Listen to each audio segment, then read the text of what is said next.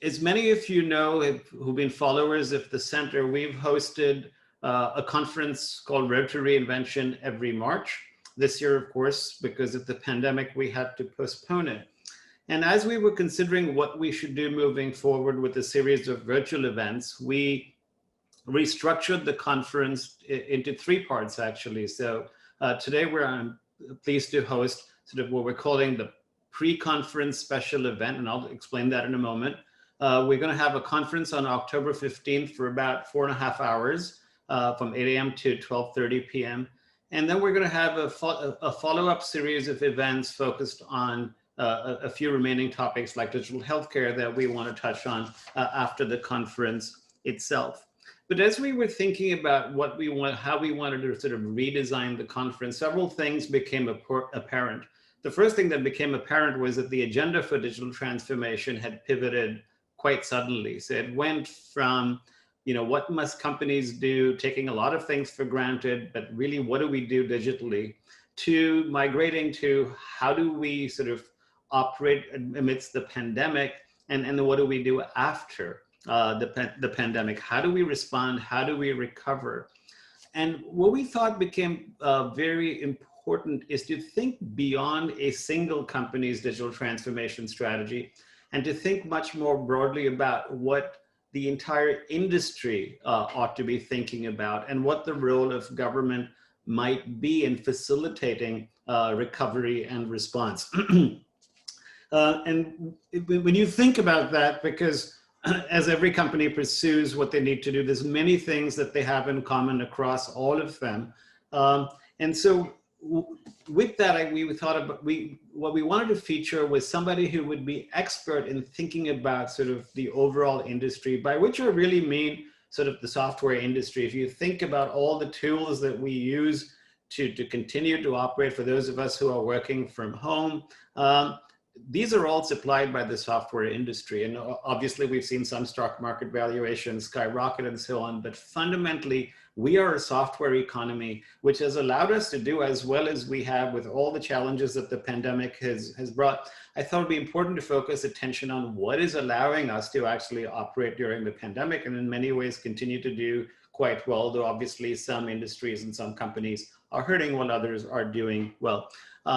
So I reached out to two people that I know quite well and have known for a while.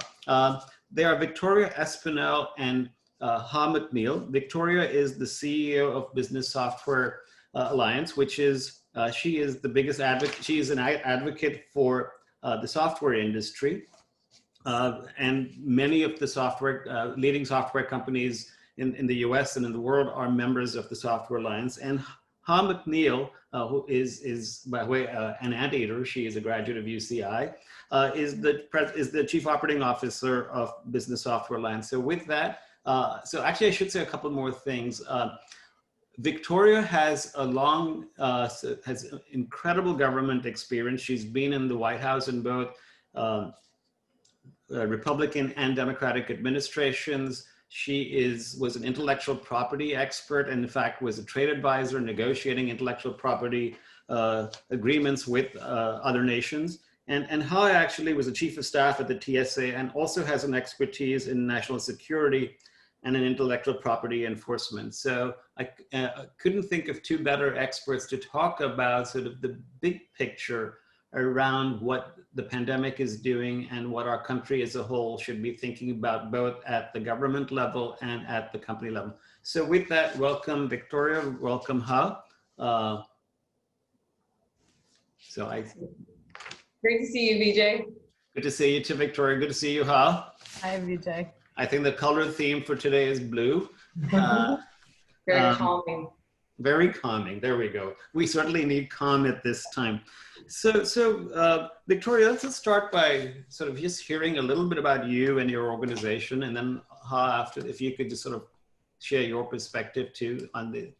So Victoria, take it away. Great. So as Vijay said, I'm the CEO of BSA, the Software Alliance. I'm also the president of software.org, our foundation.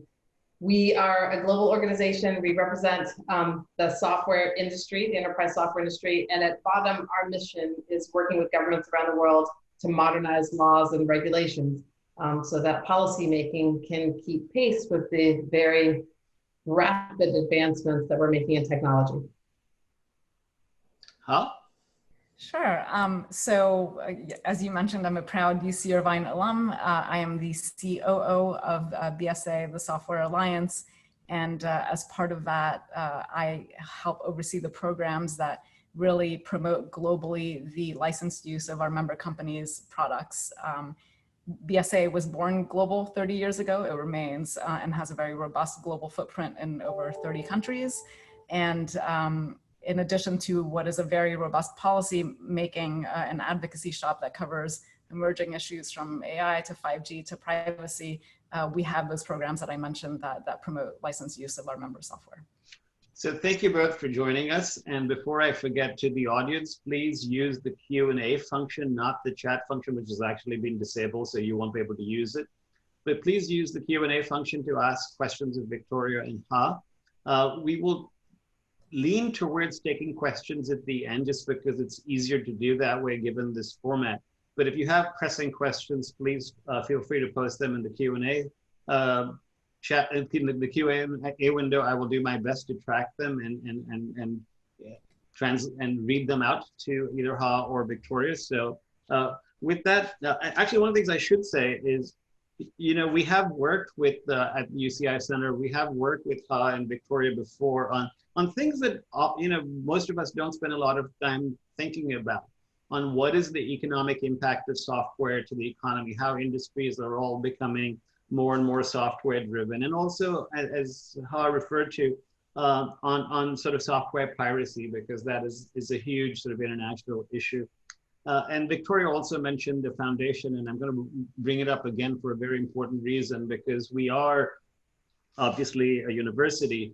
And I think one of the things we need to think about, when I visited, when we went for an advisory board meeting, we visited a girls' school focusing on sort of STEM education. So there's a lot we have to do around sort of making sure that careers are open to the entire population. And Victoria and Ha, you may not know, but UCI is ranked almost always #1 or #2 for doing the most for creating economic opportunity for diverse populations. But with that, let's just start by sort of, you know, like we said, that this event was supposed to take place in March, and now, of course, we're almost 6.5, 7 months into the pandemic. We're still working from home. Victoria, from where you sit as the head of BSA, what is your sense of what your member companies are seeing, and what does the world look like from your vantage point? So the world looks different, for sure. You know, I think some of that change is going to be permanent. I don't think it's ever going to feel like 2019 again. You know, I think there are a lot of different aspects of that. So as I think is true for all of us, the day-to-day rhythms of my life have changed a lot in the last 6.5 months. You know, one of the most obvious ways is I used to spend a lot of time on the road, meeting with governments and with our team around the world. And all of those meetings are still happening, but now they are all happening virtually, which feels very, very different. The last 6 months has significantly accelerated digital transformation for companies around the world. And it's an interesting time to be the CEO of BSA, because as Vijay was saying, the software industry has had such an impact and has made so many things possible in so many different aspects of our life over the last 6 months. So, you know, whether it's, you know, my children distance learning from home, our entire organization has worked from home. This allows me to meet with them. It allows me to be here with you all today. It's allowed doctors and patients to stay connected. It's allowed businesses to stay connected with their customers. I think software is what has kept us going during the pandemic.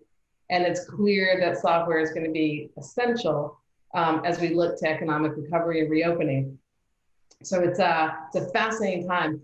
We're going to have a chance to get more into this later on, but one thing I just wanted to say at the outset, I think it's really important as we think about how we progress in economic recovery, that we take this as an opportunity to reimagine the future and rebuild in a way that accelerates digital transformation for populations as a whole. You know, one of the challenges the tech industry always has is to try to foresee the issues that are going to come up in the future and then try to address them proactively, really try to maximize the benefits of technology. And during the pandemic, we have seen lots of examples of software being used to try to help address the impacts of the pandemic. One of my, probably because my, my father immigrated from Colombia fashion, all of his children became doctors or lawyers. So my father is a doctor, my brother is a doctor, I'm a lawyer, my sister's a lawyer, my sister-in-law is a doctor. But so maybe because of that, this example is sort of particularly near and dear to me.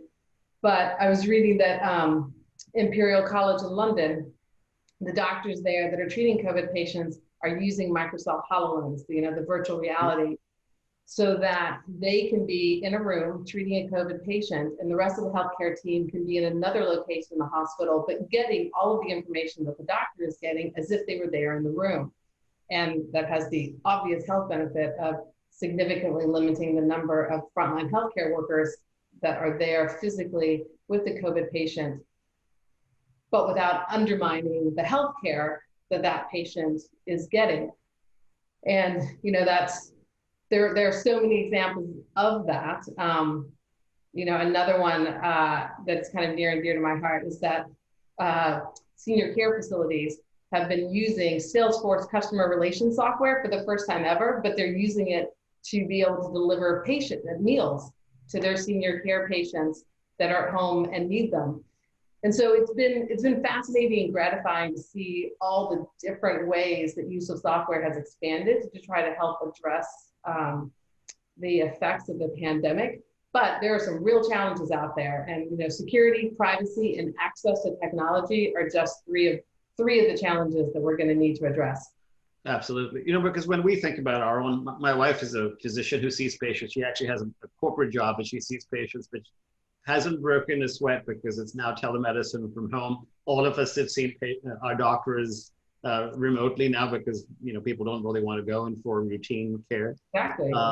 And if you just look at the universities, it's funny almost because we've talked about online education for over a decade. And if you've been around universities, we can debate everything forever. And we've discussed online education for, like I said, at least a decade, but in 2 weeks we were online. My favorite joke about the university is we have an undergraduate online major that is being reviewed by the campus for permission to operate. It's already online because every class is online. So formally hasn't received approval, but it's up and running. But you raise a good point because it has to happen. We do have to think through sort of what will happen when the pandemic will end, as all pandemics do. And so the question becomes, what sort of life do we go back to? What would you like to, what's your take on all of this? How have BSA and its member companies shifted in response to the crisis? Yeah, thank you, Vijay. I mean, as Victoria mentioned, it's never going to be 2019 again, and life is going to be kind of, dramatically different post-pandemic. But the pandemic represents a really complex challenge that businesses and society have faced in recent history. And so we've all had to transform much more rapidly than we ever expected. To your example about kind of going, virtual online at UC Irvine within 2 weeks, things that we thought were not realistic or were going to take months or years happened in a matter of days and weeks, right? And all of us are online now more than ever before. And even for us that work in tech, that is true as well. And it's true around the world, regardless of geographic boundaries or industry. So, the software industry really moved quickly to respond to the pandemic crisis. And our member companies were at the forefront of this digital transformation, right? They are the ones making the tools that they themselves and other businesses rely on to conduct their day-to-day functions. And so just, a couple of examples of how they've really kind of, stepped up to the challenge is Splunk's Global Restart Program. They are working with businesses to reopen as quickly as possible while making sure that their employees and their customers are safe. And they do that by gaining insights from data and using data-powered software tools to support a return to work. Microsoft, for example, really stepped up and helped schools and universities speed up their digital transformation by offering a free version of 365, right? So all of these things, are as a result of our member companies and their solutions. And as businesses went virtual, the solutions offered by our members really helped them to do so, but it also helped in addressing the threats of the pandemic themselves, right? So Victoria mentioned Salesforce earlier for meal delivery. The state of Rhode Island uses Salesforce software to help with contract tracing. Right. And so, that's been kind of critical in that line of effort. And they do so by also building, into their solutions considerations for very important privacy protections, for example, right? So, I think what we know for sure is that kind of in response to the pandemic and in the recovery and in the post-pandemic world, technology is going to be key. And really that's kind of at the crux of the BSA response and recovery agenda. And you can see that, but it's so much broader than what we narrowly define as the software industry, because sort of the big retailers have all added more and more software capabilities. Like, you can go to these, like a Walmart, for example, and their app has really evolved. But I'll give you some sort of things that you may or may not be, you guys deal with the software industry as a whole, but we're sort of the using industry and online education. So if you watch a company like Zoom, which is our platform at the university here, they have really evolved in ways that people who are not teaching might not know. So for example, they have breakout rooms, which is something that's very crucial to teaching. But it used to be that you could only break groups with one algorithm, so they would actually sort of randomize it. But they couldn't allow you to put people in predetermined. So they keep adding these features selectively based on the feedback they're getting from faculty about how we actually teach our classes.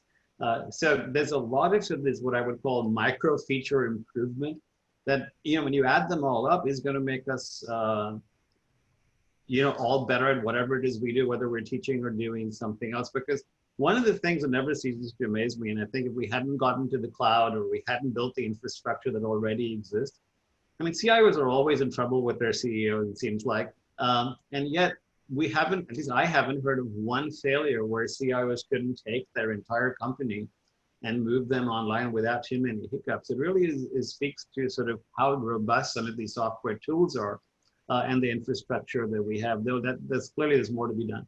So what should leaders be doing, considering when they map out their plans for recovery? I'll stay with you for that one. Sure. So I think there's a lot that we don't know about what the recovery will look like, and we're still grappling with it, on a day-to-day basis. But what we know is that, we have to transform our way of doing business operations, delivery of government services. And so, as we look forward, what solutions and what investments can we put in place now to really build that resiliency for our society and for economic growth, so that we can adapt, in the face of future crises. For governments specifically, they really, should focus on the need to continue to deliver services to the public, right, in the face of these crises. And IT infrastructure is a critical underpinning, for doing that, for communicating and quick delivery of services to your constituencies. And the time to make that investment, if they haven't yet done it, is really now, right? So, but on that front, they can't go about it alone, right? And so they need to leverage the private sector, and they need to ensure that in their recovery plan, they have a framework in place that really harnesses that collaboration and fosters innovation. Right. No, and when you think about government, you're looking at, there's a federal government, which at the end of the day does have resources. I invariably have students in my class who work for the Orange County government or welfare agencies. And it's a completely different challenge. But to Victoria's point earlier, Salesforce is actually turning out to be a fairly important set of tools for that sector as well. But so that's a big challenge. I think that we absolutely need to think about. Victoria, so we've sort of identified that technology will play a big role in recovery. And clearly, every time there's disruption, people do well and a lot of people do worse. Do you think people will get left behind by sort of what's happening now? So I'm really glad you asked that question because I think that's a real risk. I think it's something that we can avoid, but we can only avoid if we're working really hard to make sure that we don't. So, I mean, we've talked about the fact that technology clearly is crucial for governments, for businesses, for individuals. One of the things that we do at BSA and work with our companies to do is to try to make sure that as many people as possible can leverage technology, because it's not going to be a successful digital transformation unless as many people as possible can access it. There are two things I would highlight in particular there. First, the pandemic has only intensified the broadband gap that already existed. We hear a lot of discussion about the rural broadband gap, but there are real problems in urban areas as well. So we absolutely have to fix that. And that is going to necessitate taking action at the federal level, but also at the state and local level. So fixing the broadband access problem, I think is essential. You can't take advantage of the digital economy if you can't access it. Right. And it is only going to exacerbate the digital divide if we don't get a handle on that quickly. The second thing I would say is that we need to make sure that young people and people that are already in the workforce today have the skills and training that they need. And there's a lot of industry effort going there. There's some government effort going there. Both industry and government need to do more and need to do it together. But that is really important. And to that, I have one specific suggestion for the industry leaders that are in the audience today. And that is to take a hard look at the requirements that you currently have for getting jobs in your organization. One of the things that we have found is that a lot of companies require college degrees for job openings, including technology job openings, but you don't really need to have a college degree if you have the right skills. And IBM is actually a great example of a company that has done that, has taken a very hard internal look over the last couple of years. And at this point, only half the jobs in IBM require a college degree. They have eliminated that college degree requirement successfully from a lot of jobs. And it takes some courage to move away from job requirements that might have been in place for a long time. But I think unless companies are doing that, if they are not taking a hard look at those, they could be inadvertently creating barriers. So if you are in a company where you haven't done that, I would strongly encourage you to look at your job requirements and see whether or not you're requiring things that aren't actually necessary for that job. And if you are, then to move away from those job requirements. And a 4-year college degree is something I would say to take a special look at. You touched on two things that are both very important to the center and to me personally. One is sort of this thing about, even though I teach in a university, I'll be the first to tell you that you don't need a university degree for lots of jobs. One of the things you may not know is that we have a community initiative partner this year, and the name is Project Hope Alliance, and they help homeless kids go to school. And they have one of the most successful sort of rates of, they appoint mentors basically to take kids to school and there's a lot of kids who may not belong to the demographic that people usually think about when we talk about who's homeless.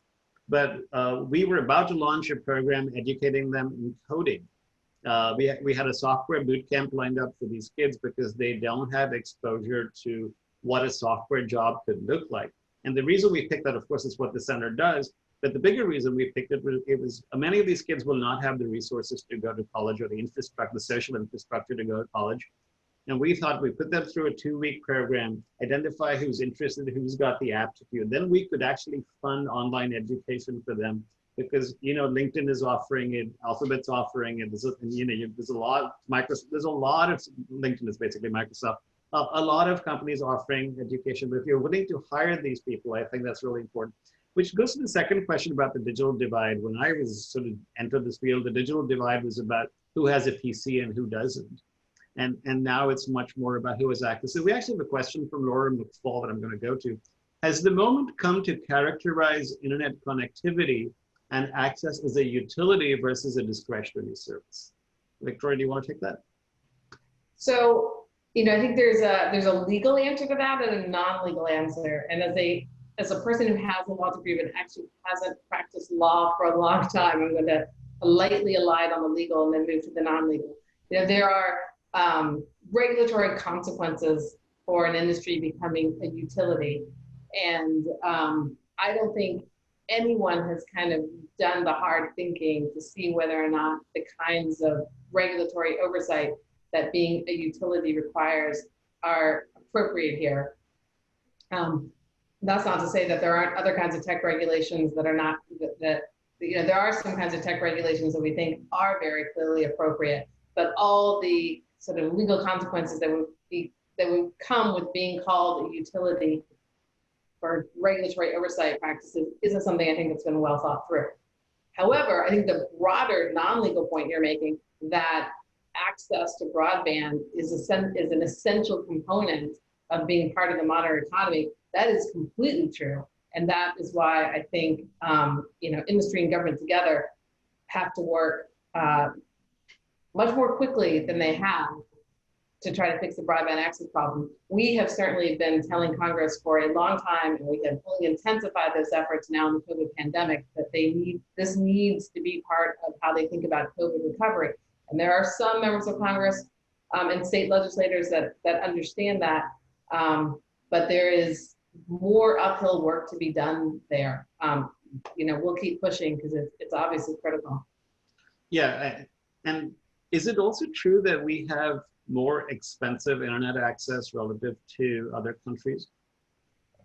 Well, as in other countries, it is subsidized. So I guess it depends on expensive to whom, yeah. and who is subsidizing the cost of that. We also have, there are countries that have higher density populations, which reduces costs. But I think it has to be, again, it has to be a combination. Industry needs to be making those investments, and the government needs to be supporting them in doing that. So now that we sort of identified that software is really sort of central to our future, and in our previous conversations, we've talked about every job is really at some level a software job, because either you're a coder, and if you're not a coder, you're a clicker. And I don't think there's a single person on this call, because you couldn't have got to this call without clicking. And so you're a clicker. What does that mean? So if every job is either a software job, is a coding job or a clicking job, what does that mean for people who are trying to get ready for the digital economy? Like, what kinds of skills do they need around software? Yeah. So, I mean, I guess to your point, yes, we obviously believe that, every job is a software job. And we know based on our studies and our research that software is a critical component of the global economy, right? Even pre-pandemic, some of the numbers that we were looking at showed that the software jobs grow at twice the pace of jobs in other industry sectors. So what we're going to see is that, the software industry has more jobs that it can fill. And so to your point, it is going to be really important to build that pipeline of people who have the digital skills necessary to fill those jobs. But to get back to what Victoria was saying earlier, we need to get away from that kind of, mentality of what does that look like? Does it require a 4-year degree? And be creative in how we approach that. And one example that we're, of an effort that we're doing via our foundation is we've launched a site called Transform Your Trade. And what that site does is really connect people who are in their earlier or mid careers to free skills training from our member companies to really jumpstart a career in software. And if you take a look at that, it kind of spans everything from kind of the arts and design via Adobe training or Salesforce training, or kind of manufacturing and operations training. And so really it's such a gamut, but all of those different areas require some kind of digital literacy, right? And so, it's broader than what you think of traditionally as Absolutely. It is, I'll put in a plug, because we built, at the business school, our business school is dedicated to training leaders for a digitally driven world. And because we're doing all this online education, I'm now training myself to use video editing software and movie production software so I can deliver classes from home. And I used to be a pretty good coder when I was in grad school. I paid part of my way through grad school by coding for professors. And that still holds me in good stead, because I'm able to, I find that this is a little bit of a boast, I guess, to actually navigate some of this software very, very easily, because I sort of understand the mind of a coder. And once you understand how software works, a lot of sort of navigating the world becomes, I think, a little bit easier. But I actually said that as a little bit of a setup to the question I got from Praveen Dathar, who I'm like, that's a blast from the past. He was my student probably 15 years ago now. Last I heard, he was at SAP. But he's actually asking a really interesting question about the creativity you need to build software. And whether are you hearing anything from your member companies, or like, is work from home as good? Everybody talks about work from home.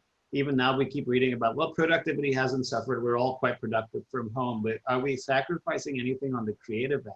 Can we be, trying to, Victoria used the phrase, reimagine the future. Are we as good at that, or can we cope somehow with the next generation of products and services that we will need in a work from home environment? So, I would say, speaking for BSA and speaking for companies, speaking for BSA, I've been really impressed how well we have worked remotely. And I think a lot of that, as is true in many companies, just goes to the dedication of the team and kind of figuring it out. But I don't think it's most people's preferred way of working. And there are a couple of things that I worry about. You've touched on one of them, but before that, I mean, one of the things I worry about, certainly with my own team, is, and I love the dedication, but people have been working so hard to blur. And so we've actually put some practices in place to try to make sure that people are taking time off and that people are taking breaks, because, on the one hand, as a CEO, I kind of love that the team, many people on the team were just like work 24/7, but it's actually not good for them. And it's not good for us as an organization. And so I think that's one thing, we've done a few very intentional things. Like we now have a mandated, for as long as we work from home, every person in the organization has to take 1 day a month. And the only rule for that day is that they cannot see their work email. They cannot get work text. They're not supposed to think about work in any way. We're calling them mental health days. We've done other things just to try to make sure that people are getting breaks in their day. So I think that's a challenge, and it goes to the creativity, because it's hard to be creative if you're getting burnt, right? Second thing is, and again, our team has been amazing. But I do think it's not impossible. We've actually had some good, we just had we had our virtual global staff retreat last week, and there were some really good creative brainstorms that we had virtually with teams, that were sitting in the United States, sitting in Europe, sitting in Asia, all together. So it can definitely be done. But I do think there is something to people being in the same room. And so I don't think I think the creativity will be there. But I do think there's some amount of diminution that, it's going to be very hard to measure, that comes from not being able to be in the same room. I also don't think, we're going to get past this, right? And so what we may end up is in a situation where a lot of people are working from home, more days a week, in ways that are actually great for them and really flexible and avoiding the commutes and, all of that, but are then very intentionally getting together and having like creative brainstorms together. I think that's where we're going to end up. And I think that in-person interaction is always going to be valuable. But the last thing I'll say is just, going kind of what you were saying, Vijay, companies like Zoom have been so quickly responding to customer demand, even in this virtual world. So I think it's clear that the creativity is there and the creativity is still happening. Now, and I also look at sort of empirical evidence, right? Companies like Pinterest are willing to pay huge financial penalties to give up their newly rented headquarters in San Francisco. Yeah. When you write that, I think it was like an $85–90 million check to walk out of the lease. That tells you, one, probably they don't expect to be back at work, but they also don't think that that they think they can get by without it. Right. And, a lot of the other big software companies have done the same thing. I'm going to do one more question while I give the audience time to type in your questions. So please feel free to start typing in your questions to the Q&A session. So, one of the things we really do want to talk about is the response and recovery agenda. For those of you who joined a little bit late, that is actually in the chat, the link to the agenda. So please go to the website and download it. But talk about that, Victoria, the response and recovery agenda. Sure, I'd be happy to. So, when all this started happening, we at BSA moved really quickly to start working on what we call a response and recovery agenda. And that was working with governments around the world on two things. First was looking to how we respond to the immediate impacts of COVID. And the second part of that is looking at how we're going to use technology to recover from the health and economic effects of the pandemic. So just to give a few concrete examples of what that means, when we're looking at the immediate impacts, one of the things that we were working with governments around the world is to make sure that the governments and businesses had access to these tools that we're talking about. So they had the access and the resources that they needed so that they could do what they do. They could manage the payroll, they could reach their customers, they could reach their citizens. And there are many examples, and these will play out over, these will be upgraded over time, but I think it really highlighted to the companies and certainly to many governments that the legacy IT systems they had were not adequate to deal with the situation at hand and needed to be addressed. A second very sort of practical, concrete thing that we worked on as one of the immediate aspects was making sure that IT workers were essential workers in the United States and in other countries, so that IT workers could do what they do and make sure that we were all able to stay connected. A big part of the response recovery agenda is looking to the future, as I said, and thinking about, okay, so how are we going to come out of this? And how do we want to come out of this to recover? We have a whole host of recommendations that we're working with governments on. Just very briefly, one I've already mentioned, so broadband access, as you can imagine, expanding the access to universal high-speed internet is very high on that list. A second one we've already talked about is thinking about the global workforce, reimagining that, what kind of STEM education, what kind of training that do we need. But there's a whole host of other recommendations, and I would encourage people to go and read it. One of the things that we are working on is trying to make sure that data can move back and forth across borders, because we need it for more collaboration.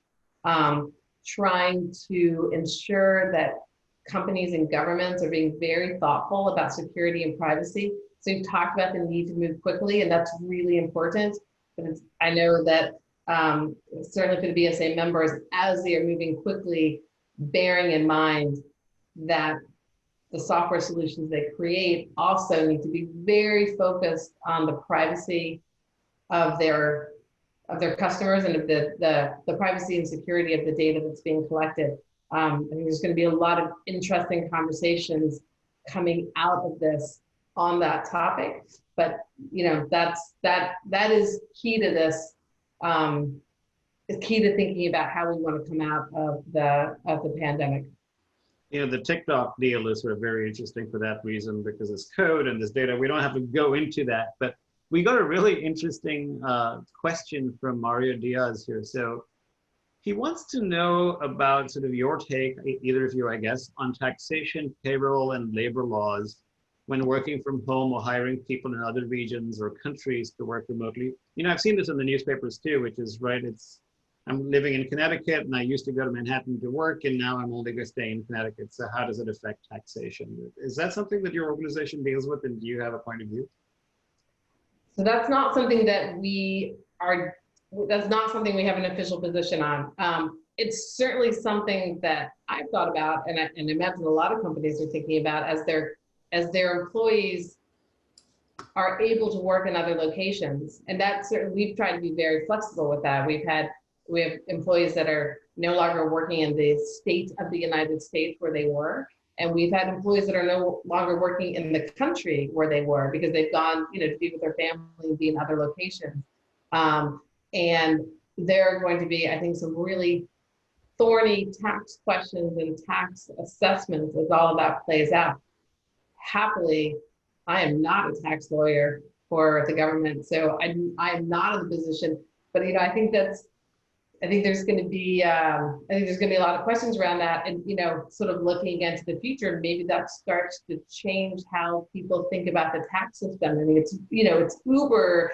It's Uber may be a bad example, bad word to use in this context, but it's hyper jurisdictional, right? Yes. The local taxes, the state taxes, the federal taxes, and you can understand Why? Because it goes to fund those services that are so important. But if people are moving around as rapidly, is that a system that starts to meld together a bit? The last thing I'll say on this, and this is not a BSA position, but I am aware that, there are states in the United States that are beefing up their internal tax investigation departments because they are assuming, or they are planning, I think, to be doing more audits of people that have moved to states that don't have state income tax, for example. So like, New York's internal department looking at people that have moved to Florida or Texas or other places. But on the same time, that's a legitimate choice, and that's that should not be. I don't think that's, well. I'm not going to comment on why people are moving from state to state, but I do think there's likely to be a whole increase in those kinds of investigations as this plays out. So one of the things we haven't talked about yet, and it's a sort of a curveball, but a lot of people seem to are concerned about sort of election security and software. Is that an issue that you think is something we need to worry about? Obviously, we have an election in 40 days, give or take. I think it might be 40 days on the nose. So their BSA members are not, that I'm aware of, the software companies that are involved in election software. So again, I have views on it. They're not sort of BSA official views. And I think, so at a very, very high level, I would say, I think the ability to try to have increased virtual voting, perhaps even one day voting by phone, in my own personal non-BSA view, is a good thing, because I think it will help increase voter access. I think we want to try to take down as many barriers to voter access as we can, regardless of political party. We want to try to make it as easy for people to participate in in our political system as we can. Obviously, even putting aside any question of deliberate interference, there are just going to be significant security concerns, in the same way that we're seeing increased cybersecurity concerns because of the proliferation of IoT devices in general. But again, not as a BSA position, I do think the security concerns will be managed over the medium term, shall we say. And I think if we can increase the amount of electronic voting or voting by phone, again, maybe over the medium to long term, that's going to be a benefit to our society. Let me just ask one last question of both of you, because we're getting close to the magic hour, the magic minute. So where do we go from here? What's next? What does the future hold? That's a good place to end, I think. How do you want to go first, and then I'll go to Victoria after that? Or either way, I'm easy. Sure. I mean, I think, there's, in the face of challenges, that are big opportunities, right? And so to take it back to the question earlier about kind of employee mobility and all of that, and bring it back full circle, if we can really wrap our heads around how to, enable that, and really, build a framework of, tax and whatever rules and laws that really help promote that, there are real opportunities there in terms of closing the jobs gap that we're actively trying to, make sure we have a healthy pipeline for it, right? And so I think, looking at beyond some of the barriers that we have seen traditionally in terms of geography and industry and all of that, will yield some real positives and some real opportunities coming out of this challenge. Victoria? So I would say three things. One is, even before COVID, we needed more coders in the software industry. So, anything that we can do to train and inspire the next generation of coders, I think is going to be key. And we haven't had a chance to talk about diversity, but clearly that is an area where the industry has challenges, is working to address them, needs to do more. So that is a very important first point. A second point is that I think one of the key lessons of the last few months has been the value of reliable, trustworthy data. And I think this has proved that is even more essential when we are in a time of crisis. And that's in part so that our decision makers in government can make safe decisions. So as we are moving to reopen and sustain our economy, I think we need to make sure that those decisions are being guided by very thoughtful uses of reliable data and by increased sharing of data. And so actually, I wanted to mention that one of the things BSA has done to try to help with that, a couple of months ago, we launched something called the Open Data Agenda. I'd be happy to share it with the group, but essentially what we're trying to do is help bridge that data divide and encourage more data sharing among governments and industry, more data sharing across industry sectors, which I think is an area we have a real challenge that we need to fix, and more data sharing around the world. So I think that is trustworthy, reliable data, and then trying to make sure that data is shared effectively is a second very important point. And the third thing is, and kind of picking up on something Hop was saying, I think we need government policies that support software innovation, that also bring jobs to where people are. So one of the things that the pandemic has demonstrated is our capacity for remote work. It has also demonstrated, where we have holes to fill in that capacity, and we've talked about that. But we have a real opportunity now as a society to take advantage of remote work that's enabled by software so that people all over the country can either keep working in the job they have or get a new role or a new job. And I really want to emphasize the point of all over the country. We have the opportunity now, again, through remote work enabled by software, to spread jobs and economic opportunity across the United States, to parts of the United States where they have not existed in the way that they should. And so to my mind, I want to end on that because I think that's one of the biggest opportunities we have in terms of reimagining the future and an opportunity that we should really seize. Yeah, that is the perfect place to end because from our perspective, me as a university professor or a center being part of the university, we see that every single day because, at UC Irvine, we really see education as the opportunity. And we ought not to think about all software jobs as being advanced machine learning jobs, building autonomous cars. There's plenty of well-paying jobs, building and managing websites or doing something that's more routine. And I do think it's our responsibility to spread the wealth, if you will.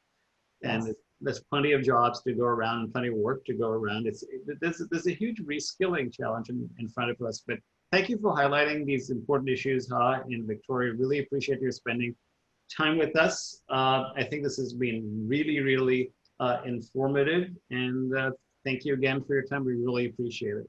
Thank you all for attending. A few closing comments. Our conference is on October 15th. If you're interested in attending, we actually only have a few seats left, but please go to our website and register. You will get a poll after this, so we would love your feedback. We always try to improve. Just be nicer to me than you are in your student evaluations. I'm kidding. And we always look forward to suggestions and recommendations from our audience members in our community. We were very good at figuring out what the community needed when the world was somewhat static. And now the world's changed, so we would welcome input. We always do, but more so now than ever. So again, thank you all for showing up and attending and helping us get our message out and learning more about how we can improve society and the economy. Thank you, Victoria. Thank you, Ha. And goodbye, everybody. Bye. Thank you so much for having us. Our pleasure. Bye-bye.